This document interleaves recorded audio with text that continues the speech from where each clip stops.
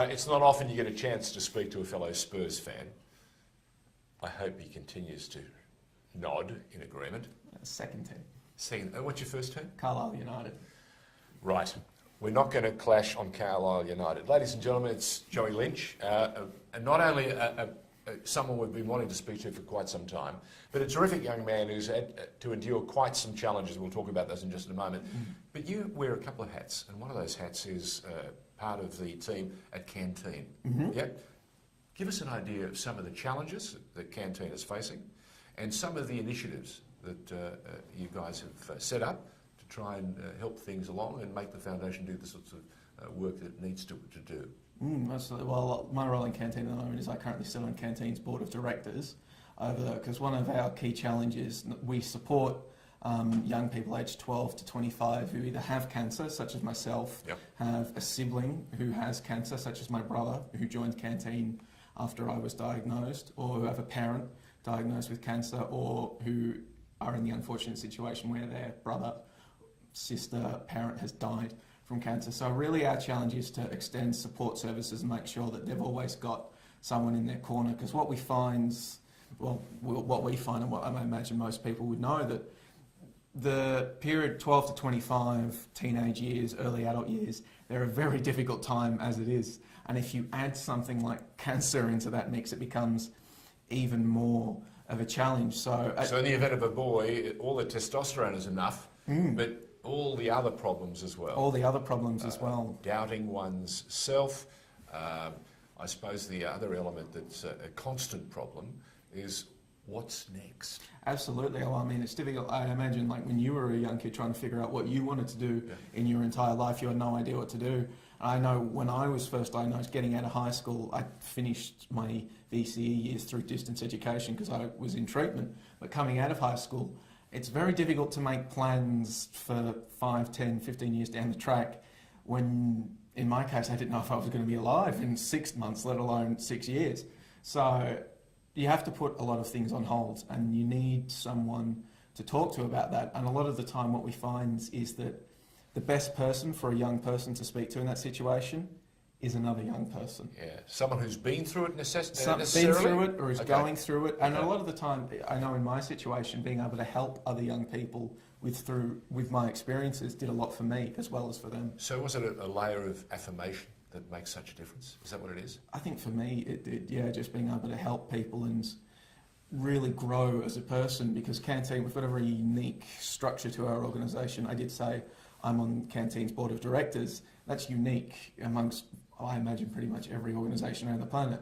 5 of our board directors are young people who have come up, joined CanTeen as members, and have risen through our leadership pathway to now serve on the board. I would imagine you're also a very flexible board because you're so young.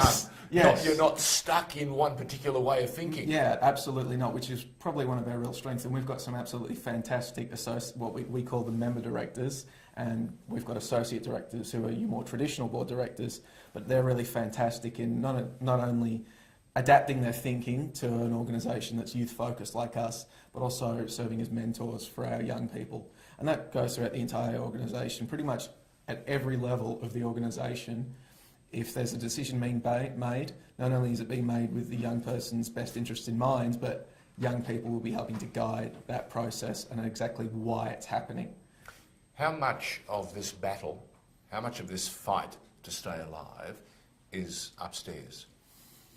I think for me, the power of the mind is what I'm asking. It's probably different for every person. I would think, I don't think me necessarily having come through it and being alive means I'm mentally stronger than somebody that has lost the battle, has lost their battles with cancer and died. I don't think. No, I'm asking more or less, is it attitude that helps? Oh, it definitely does. Attitude? It definitely does help, yes, because I was recently reading, I found you get report, pretty much every scan you get, a report gets printed out, and so I've got boxes of them. You threatened to show me some of those reports. I said, no. I've got boxes of them, but I found a scan back from when I had, in September of 2013, when I had a mass next to my spine, which, reading the report, I discovered for the first time that it was actually compressing my spine. I didn't actually read that report at the time. So you would have been a lot taller had it not been there.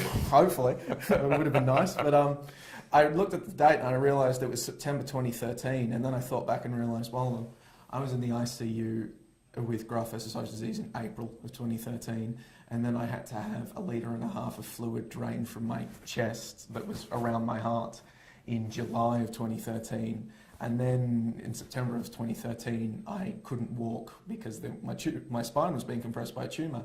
And in hindsight, I didn't realise they were all so close together. And I looked at that and I thought back to what else was I doing at that point in time. And I realised I was in CanTeen all that time. The week before I had to get my chest fluid drained, I was at a CanTeen program. Wow. When I had the tumour removed from my spine, I was doing CanTeen. At the time I was serving on a local leadership team as the chair of that local leadership team. And not only did I keep doing that, but the staff in the Victorian office bent over backwards, so I still could keep doing that. Wow. In fact, it probably made their life so much harder than it needed to be trying to accommodate me, but they did it. So I think that, gave me a lot of strength. When did this connection, when did this involvement with CanTeen come? When did you make the decision, yes, I want to be part of it? I didn't make the decision. My mother made it for me. Right. Okay. After I had my first I've had 2 stem cell transplants. First time, what they call an autologous stem cell transplant, where they use your own stem cells. When I was getting that done, first time I did it, I bumped into a young CanTeen member who was at Box Hill Hospital for a completely unrelated matter, and she came over. At the time she was a leader in CanTeen, and she came over and started talking to me and recommended I join CanTeen. And at the time, a young teenage male, bit of an idiot, yeah, a bit headstrong, didn't do anything about it. And then a few weeks later, it was Melbourne Cup Day, I believe, in 2009. I had to come in for a blood transfusion because stem cell transplant, my red cells were in the toilet. So it was just me sitting on my own in the day centre because it was Melbourne Cup Day, public holiday. Yeah, everyone's gone. Everyone's gone. Flemington races. Yeah, and there wasn't, nurses were all wearing fascinators and everything like that, very festive. But there wasn't any room in the ward. So I was sitting on my own in an empty day centre getting a blood transfusion. I would have been 17.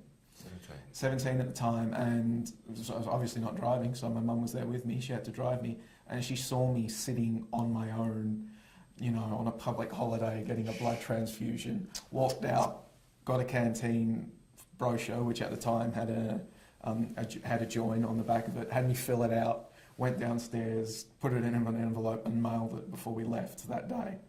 And then probably, once again proving how much smarter my mother is than me, because it was probably one of the best things that's ever happened to me. So tell us now, when were you first diagnosed with this, and it's a mouthful, and I want you to do it rather than me. Hodgkin's lymphoma. Okay, but it's not that one element of Hodgkin's. It's another version of the disease, is it not? Oh, well, I've got Hodgkin's lymphoma, and then on top of that, I developed graft-versus-host disease. Okay, so you don't do things by halves. No, if something goes wrong, everything goes wrong with me. So how does your father, Michael Lynch, who works for The Age and we've known for a lifetime, who's been a guy who's followed and supported and reported in all our football clubs for the better part of the last 15 to 18 years now. I have to make him drag me to those games. Which has been a delight. But how has he coped? Watching, and Mum, how have they coped? Having to be there by your side for a start, and also in Dad's case, he's been like a fantastic, not a herald.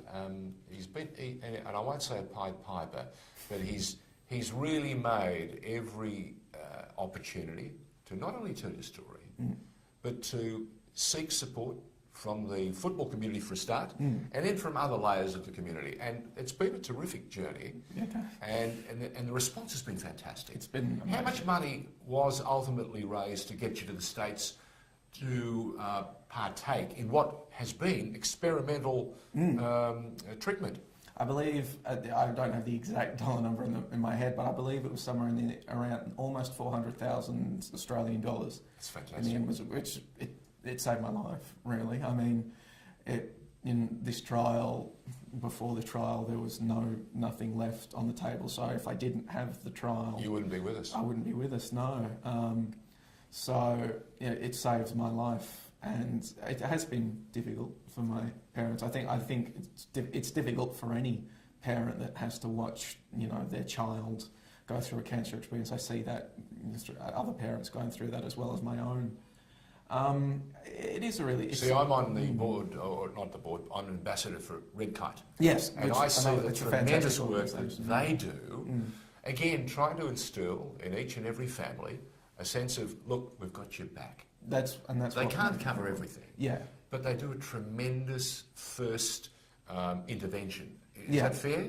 That's fair, yeah, and that's also... So is CanTeen trying to do a similar sort of thing? That's what CanTeen does, yeah. We try to be in the corner of every young person. So some of the things that we do, so we also look after siblings, so parents don't have to worry. Well, of course they're going to worry their parents, but the parents can know that not only is their child who has cancer, their 13-year-old or their 24-year-old that has cancer is getting supported, but also their brothers and sisters are getting supported as well through things like we offer face-to-face, what we call peer support, so you get the opportunity to interact with other members.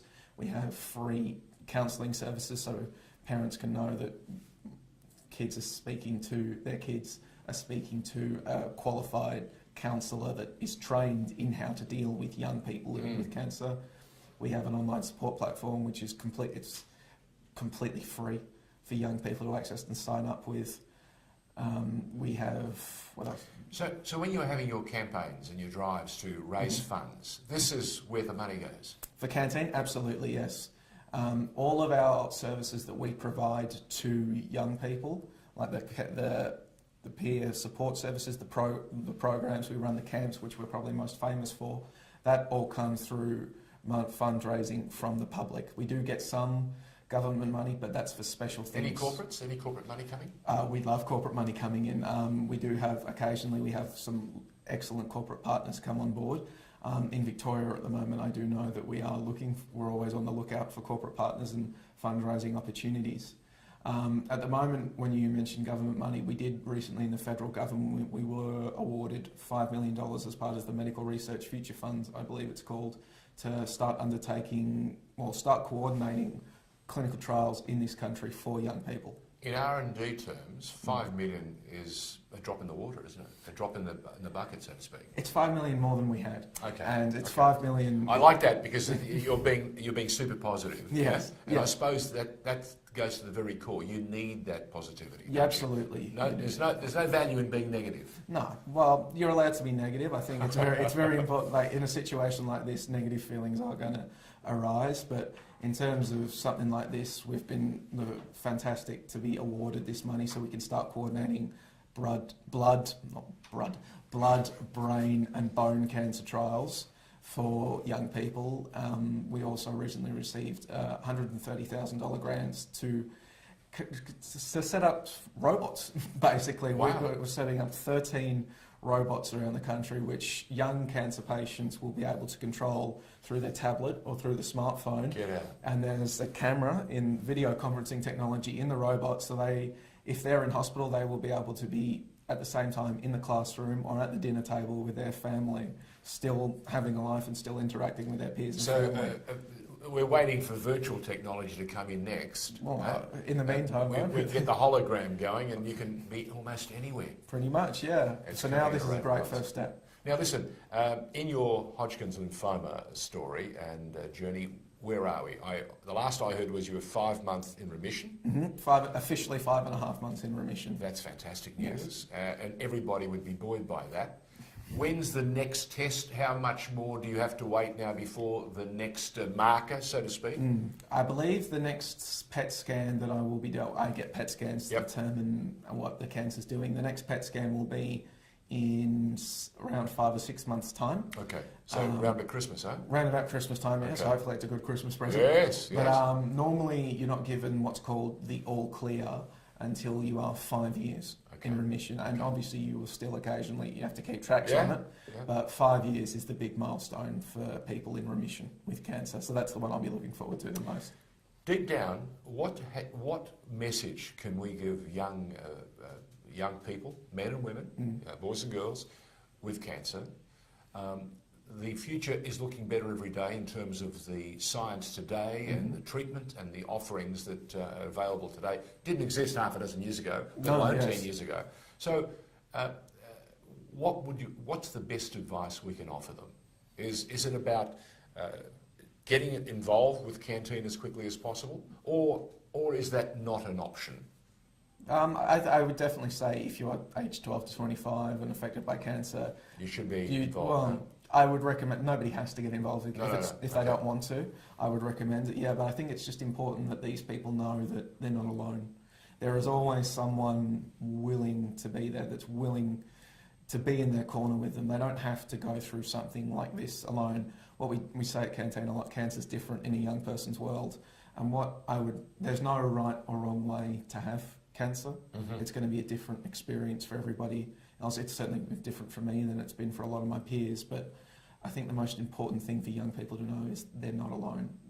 I wasn't alone. I had CanTeen. I've had the support of the footballing community and the community at large, which rallied around me, which, it's a massive, you don't realise how much of a boost it can be until somebody actually is there for you. I reckon it's an even bigger boost, knowing that you're 5.5 months, free and in remission, and every person who came on board and made an offer to support. I'm indebted to them. I'm indebted to them. I'm sure, though, that they're buoyed by not only seeing you coming out at the other end, but hoping that not only the next 5 to 6 months will be even more positive, but the next half a dozen years will be clear for you too. Thanks for joining us. Joey Lynch. Thank you very much. Well done.